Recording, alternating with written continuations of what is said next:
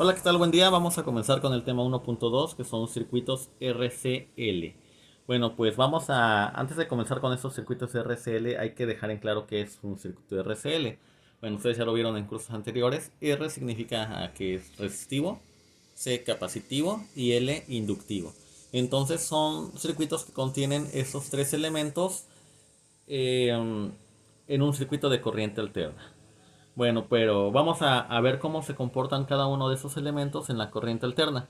Si yo tengo un circuito 100% resistivo, es decir, mi fuente de voltaje de corriente alterna, mi resistencia pues va a producir una corriente en esta malla, ¿no? En este recorrido. Y pues bueno, la característica principal que tiene un circuito 100% resistivo es que el voltaje, lo marqué con color rojo, se encuentra en fase con la corriente. Entonces, voltaje y corriente están en fase. Por ejemplo, inician en cero, coinciden todos los puntos, llegan a 180 y ambas terminan en 360 su ciclo completo. Ejemplos de cargas resistivas son algunos como por ejemplo los calentadores de agua, las parrillas eléctricas, las lámparas incandescentes que comúnmente les llamamos focos. Bueno, esos son ejemplos que podemos encontrar en nuestra vida cotidiana de cargas resistivas.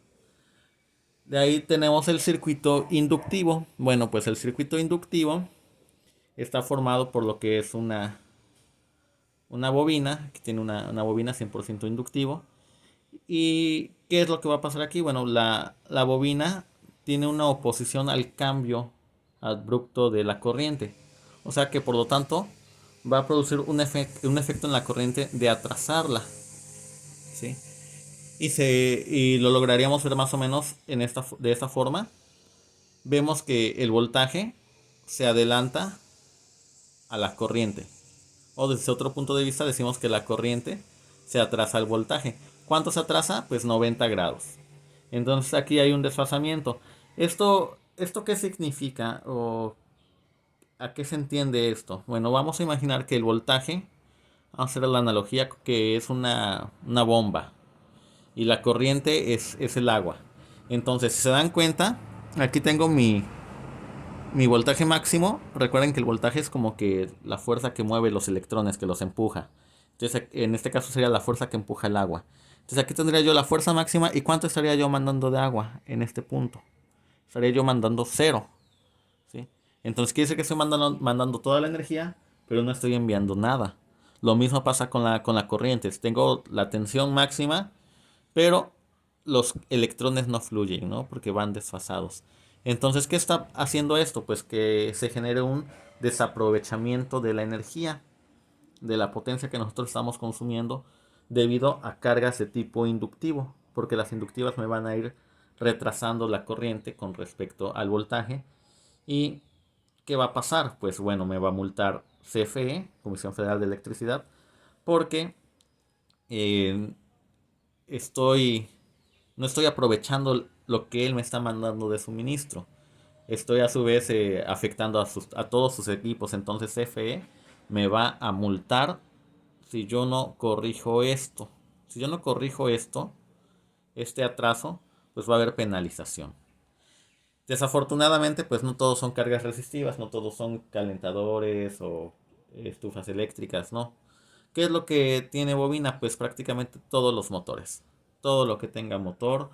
eh, los transformadores también son cargas inductivas, etcétera. Entonces, en la industria lo hay, ¿no? En todos lados hay motores. Entonces, los motores van a estar haciendo que se atrase la corriente con respecto al voltaje.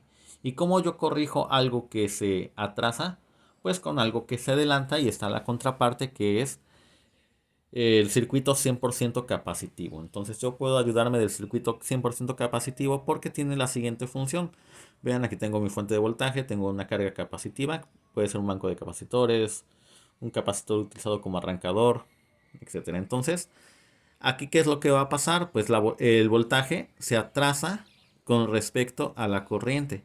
Ahora podemos decir que la corriente se adelanta al voltaje. cualquiera de los dos puntos. Entonces, la mezcla de esos tres circuitos me va a permitir que mi sistema no esté tan descompensado, tan desfasado, para evitar estas penalizaciones de CFE, que se mide este aprovechamiento de la energía a través de lo que se conoce como factor de potencia. Pues más adelante lo vamos a ver, que es el factor de potencia y el triángulo de potencias.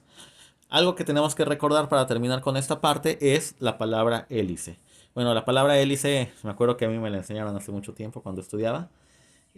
L hace referencia a inductivo, la C de capacitivo. Entonces, para recordar el efecto que producen los circuitos, vemos que en un circuito inductivo el voltaje se adelanta a la corriente. Y en un circuito capacitivo, la corriente se adelanta al voltaje. Entonces, una manera fácil de recordar el comportamiento de la corriente y el voltaje en esos tres circuitos, bueno, sobre todo en los últimos dos, es mediante la palabra hélice. Muy bien, hasta aquí sería la primera parte o la introducción al tema 1.2.